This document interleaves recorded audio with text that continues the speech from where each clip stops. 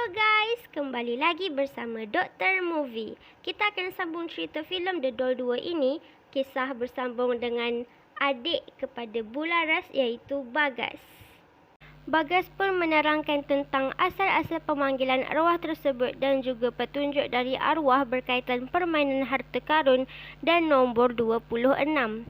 Dan setelah mereka sudah selesai menjelaskan tentang roh Kayla kepada Myra, Myra sangat menyesal kerana membuat anaknya semakin sakit dengan pemanggilan yang telah ia buat bersama rakannya. Sepupu Myra pergi meninggalkan Myra di rumah Bularas, lalu mereka pun memulai pemanggilan arwah tersebut dimulai dengan barang yang ada di atas meja seperti kertas dan lilin. Ritual dimulai dan mereka merasa suasana tersebut sangat tegang. Arwah Kayla menjawab beberapa pertanyaan yang diberikan oleh Bagas. Kertas itu menunjukkan hanya Mama main malam. Bagas memberitahu kepada Myra bahawa ada sesuatu yang Kayla mahu memberitahunya. Dan Myra merasa sangat keliru pada masa itu. Bagas menyuruh Myra untuk mencuba berinteraksi dengan roh Kayla. Dan Kayla bersetuju akan hal itu. Singkat cerita, pada pagi besoknya setelah Myra menghantarkan sepupunya ke depan rumah, dia pun mencuba untuk berinteraksi dengan arwah Kayla yang berada di dalam patung Sabrina. Setelah membuka penutup matanya, Myra terlihat kertas tersebut ditulis dengan kata-kata kamarku dan 26. Tanpa basa-basi, Myra pun mencari nombor 26 tersebut di dalam bilik Kayla. Myra cuba untuk mengingat 26 tersebut dan dia akhirnya menemui memori kad yang berlonggokkan. Myra mengira kad-kad tersebut dan yang ada hanyalah 25. Lalu suami Myra pun datang dan Myra bertanyakan kepada suaminya. Memori kad Kayla harusnya ada 26. Iya, terakhir aku hitung sama Kayla emang ada 26. Kenapa?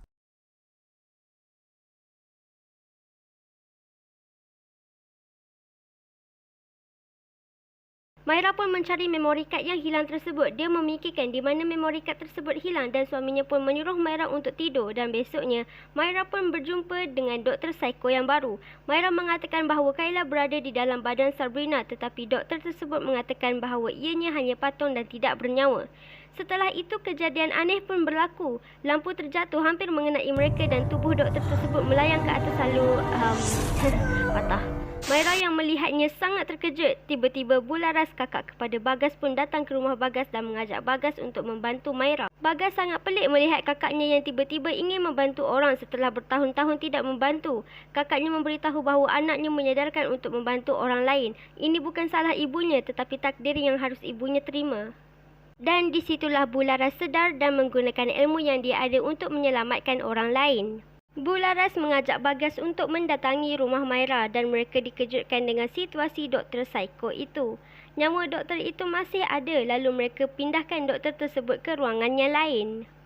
Mereka semua berkumpul di meja lalu ritual dimulai. Bularas pergi ke tempat yang berbeza di mana saat mereka keluar pada malam itu. Dan Kayla yang sedang merakam sesuatu. Bularas terkejut kerana kemalangan itu disebabkan oleh pembantu rumah Myra iaitu Yani.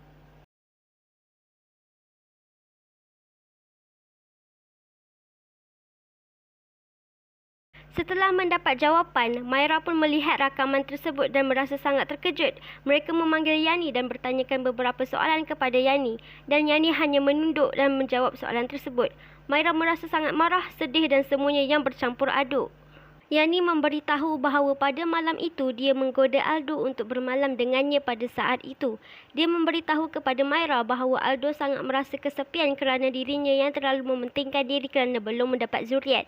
Dan setelah mereka mendapat zuriat, Aldo mula melupakan Yani dan bahagia bersama Myra. Yani sangat merasa sakit hati pada waktu itu. Dia menyukai Aldo tetapi Aldo tidak mempedulikannya. Dan setelah itu Aldo mengambil tali dan kerusi lalu mendudukkan Yani di atas kerusi tersebut dan mengikatnya. Yani merasa sangat terkejut dengan tindakan mereka berdua pada waktu itu. Yani menjerit menyuruh untuk melepaskannya. Di luar terlihat Bularas dan Bagas cuba untuk membuka pintu tetapi tidak berjaya. Mereka hendak memberitahu bahawa boneka Sabrina telah pun hilang. Di tempat lain terlihat Yani dengan muka sinisnya memberitahu akan membalas perbuatan Myra kerana merebut Aldo darinya. Roh Kayla merasa sangat marah dan kipas pun terjatuh. Untungnya Bularas sempat menyelamatkan mereka semua. Tetapi hal tersebut membuatkan Kayla merasa marah dan melempar Bularas keluar dan membuat Bagas pingsan. Yani cuba memotong tali dan berjaya melepaskan diri. Lalu dia terus menuju ke arah Myra dan mengambil gunting tajam lalu menikam di belakang Myra. Myra menjerit kesakitan dan berlari lalu mempertahankan dirinya daripada serangan Yani.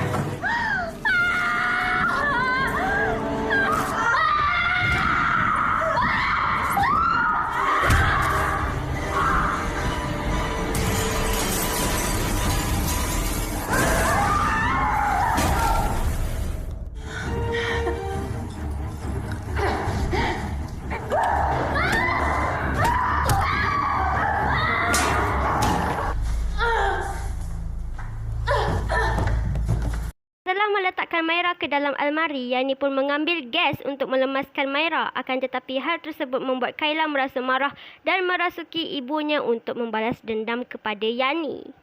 Yani pun merasa terkejut dan mengeluarkan Myra daripada almari. Dia mengambil pisau untuk menancapkan pisau ke arah Myra tetapi dihalang oleh anaknya Kayla.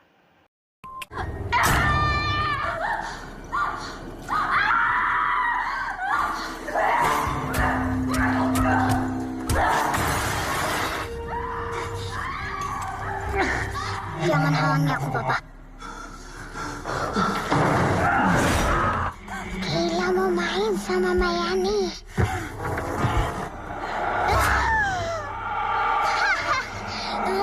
Bagas yang kembali sedar menarik badan Yani keluar dan melihat Kayla yang sedang mengejar Yani.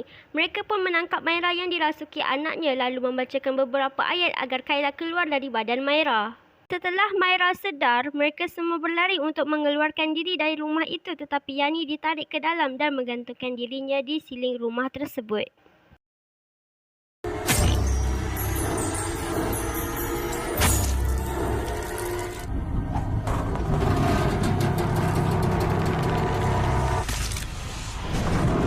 Bularas memberitahu bahawa dendam Kayla terhadap Yani sangat besar dan kuat dan semuanya telah selesai apabila dendamnya telah terbalas.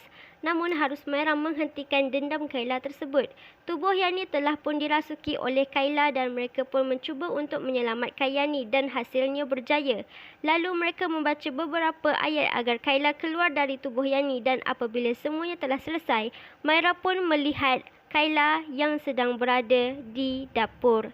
Myra memberitahu kepada Kayla bahawa Kayla ialah anak yang baik.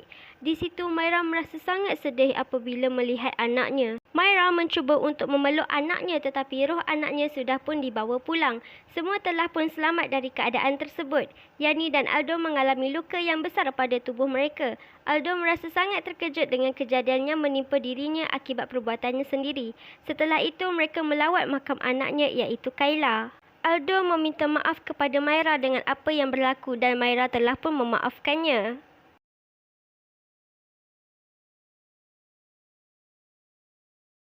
Dan setelah itu, filem pun tamat.